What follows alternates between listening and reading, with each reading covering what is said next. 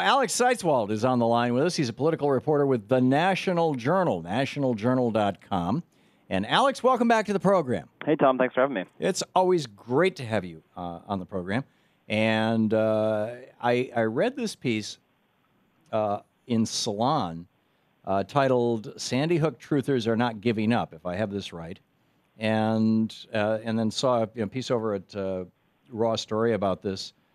Sandy Hook Truthers. What the heck is going on here? Yeah, so after the Sandy Hook massacre in Newtown, there's lots of different ways that people respond to tragedies like this, and one way is that people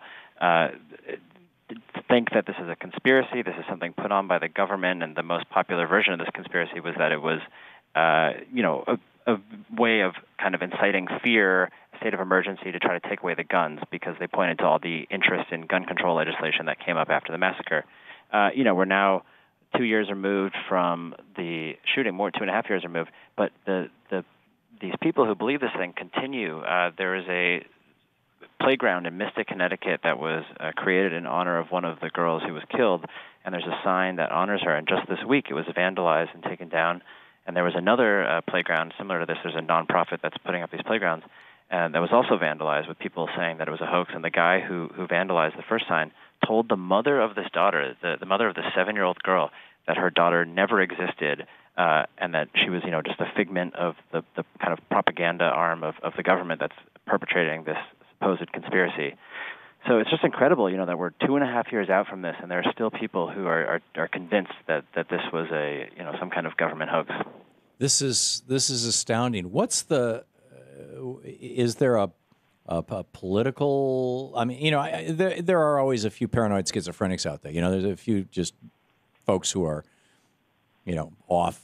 And they're talking about, the pigeons are robots from the planet Xenu, and they've got proof. But this sounds like it's more than just a few people. Is this coming out of the kind of David Icke school, that there are lizard people and Bill Clinton zips on his human suit every day? I mean, there's actually a lot of people who follow David Icke, the British guy, or the Alex Jones school of, the FEMA camps are all ready for you and me. Or, I mean, what's the ideology of this? Yeah, I mean, I think a lot of it definitely comes out of the Alex Jones world, and there are people like Jones, like Icke, who are just broad conspiracists. They have sort of an alternative narrative for the entire world, not just individual events. And so when events like this come up, this just fits in. They create a new narrative that fits into their larger narrative. So Alex Jones is absolutely pushing this stuff. I mean, he thinks that every tragedy, from volcanoes to 9/11, was an inside job and some kind of government hoax.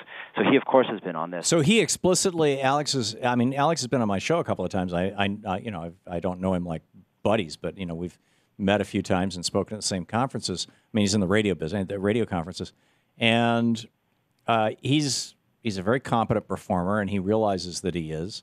I don't think he's. I mean, some of his ideas are pretty wild, but I don't think he's crazy. Has he just literally come right out and said that these children never existed and this massacre didn't happen? Well, he usually tries to, toe a slightly safer line, and he'll say, this thing stinks to high heaven, it doesn't make sense, this is why it could be a conspiracy, but then his followers take that and they go the extra step. And it takes off online. I mean, there are whole web forums and websites that are dedicated just to advancing these kinds of conspiracy notions, where they trade, videos that supposedly show one of the victims is actually an actor. They call them crisis actors, not an actual victim.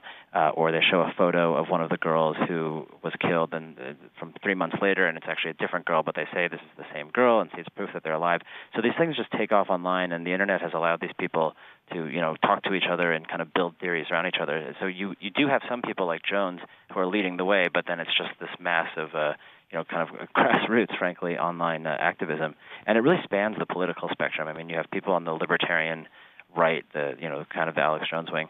But then you also, the article that you mentioned that I wrote, I talked to a guy, a 20-year-old kid from New York who's an actor, theater performer. He was involved in the Occupy movement, and he got hooked up with this. And we went to Newtown and made a video where he, supposedly exposed the truth of what happened there. So it really spans the spectrum. It's the thing that unites these people is a kind of deep paranoia and skepticism about anything that the government or really people in authority put out. And it's kind of comforting to believe that these horrible, tragic events like Newtown or 9/11, it's kind of comforting to believe that there's some truth behind it, that there's something going on there more than just, one crazy guy went in with an AR-15 and went off. If you can kind of put it in some kind of larger thing, it provides some psychological comfort. At least that's because it's less likely to because if it was just random crap that happened, just random awful stuff, it could happen to me too.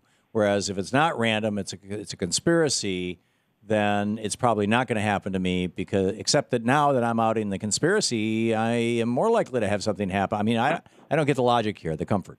Well, it's almost like a folklore. A volcano comes and kills your tribe, and then you explain that, it's the gods are angry. Right. It's a kind of similar thing here. It provides order to an inherently disordered, inherently chaotic So this situation. is kind of a variation on Jerry Falwell and Pat Robertson agreeing that God let 9/11 happen because we allow gays to live in America. Well, I think some psychological research would say that they come from a similar place, and they're obviously very different explanations, but they sort of provide a similar psychological comfort there, and sometimes that fits in with or dovetails with a larger political worldview, but not necessarily. Right. I think you're right.